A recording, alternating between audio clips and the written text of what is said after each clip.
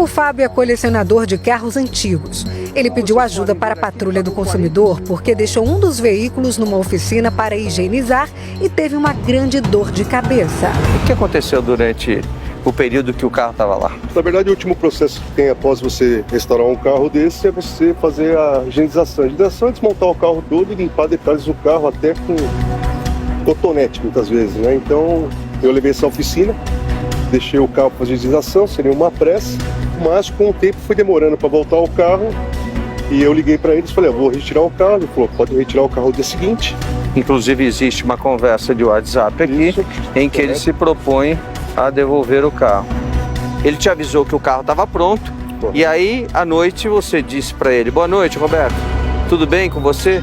Poderia ser amanhã cedo? Obrigado. Aí ele responde, oi, Fábio, sim, pode.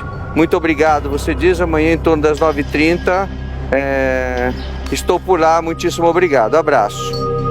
Depois tem uma chamada aqui, a 1h03 da manhã. Oi, Fábio, desculpe o horário, eu estava fazendo manobras aqui na oficina e 2 elementos entraram na oficina e levaram o Gol azul. Já comuniquei à polícia militar e eu estou rodando agora a região aqui para ver se eu acho o carro. Tem rastreador? Ele pergunta. Bom, a partir daí virou um inferno. Aí virou um inferno.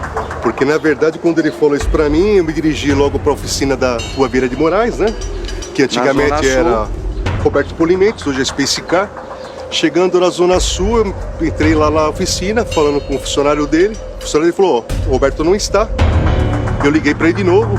Enquanto isso, eu fui rondando as câmeras de segurança da rua, né? Preocupado em achar o carro. O Roberto me fala para mim, é uma surpresa para mim. Teu carro não foi roubado aqui, teu carro foi roubado na Aricanduva. Ou seja, da Zona Sul foi parar na Zona Leste. Uma oficina que eu não tinha nem conhecimento, um carro que estava pronto sem nenhum detalhe de manutenção, que era só para higienizar, foi roubado. Estava rodando com o carro. Levou para outro lugar, eu estava rodando com o carro. O detalhe que mais chamou a atenção nesse caso foi que o dono da oficina deu um cheque para o Fábio como garantia de pagamento. Mas quando ele foi depositar, teve uma surpresa desagradável. Vocês estão vendo aqui esse cheque de R$57 mil em nome do Fábio, assinado pelo Roberto. Tem alguma coisa errada. O banco, o número do banco, Santander não bate. Um cheque falso. Ele te deu um cheque falso para garantir o pagamento do carro? Mas no momento que eu peguei o cheque, eu não consegui notar isso, né? Você não sabia? Aí começou aquela história de enrola e não paga, você foi até o teu banco para depositar.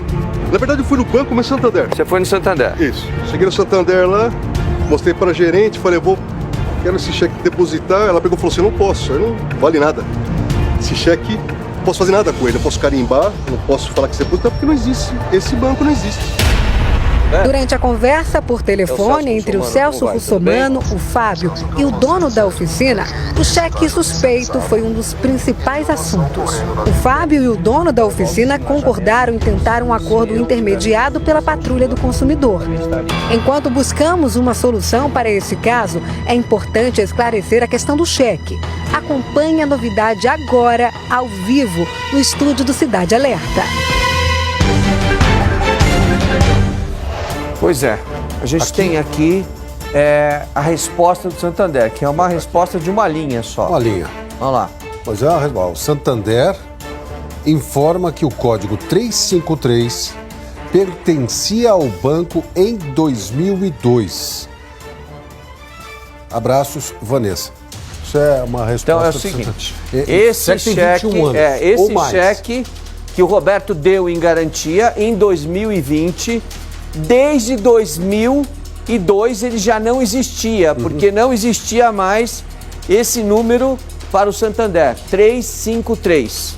Portanto, o cheque não era falso, mas o cheque é um cheque que não tem validade nenhuma. Talvez a gerente que tenha visto esse cheque nem sabia que lá atrás, no começo dos anos 2000, ainda era 353 o número do Santander. Como nós também não sabíamos. Então, corrigimos isso, porque aqui a obrigação da gente é ter transparência no que a gente está falando.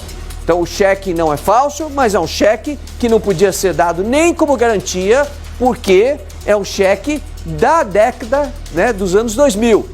Então, é um absurdo o que ele fez de uma agência que ele falou que já fechou, não, sem garantia nenhuma. Ontem, para dar uma renovada nessa história, atualizada nessa história, o Roberto disse para a nossa produção, falou com a nossa produção, dizendo o seguinte, ó, meu advogado vai entrar em contato com vocês para fazer um acordo e resolver o problema do carro. Exato. Então nós vamos aguardar, isso foi ontem, na sexta-feira, nós vamos aguardar que isso realmente aconteça, tá? Para dar uma solução e a gente poder dizer aqui que está bom para ambas as partes. É isso aí. Tá certo? Vamos aguardar. Nós vamos ficando por aqui, a gente volta semana que vem com a Patrulha do Consumidor.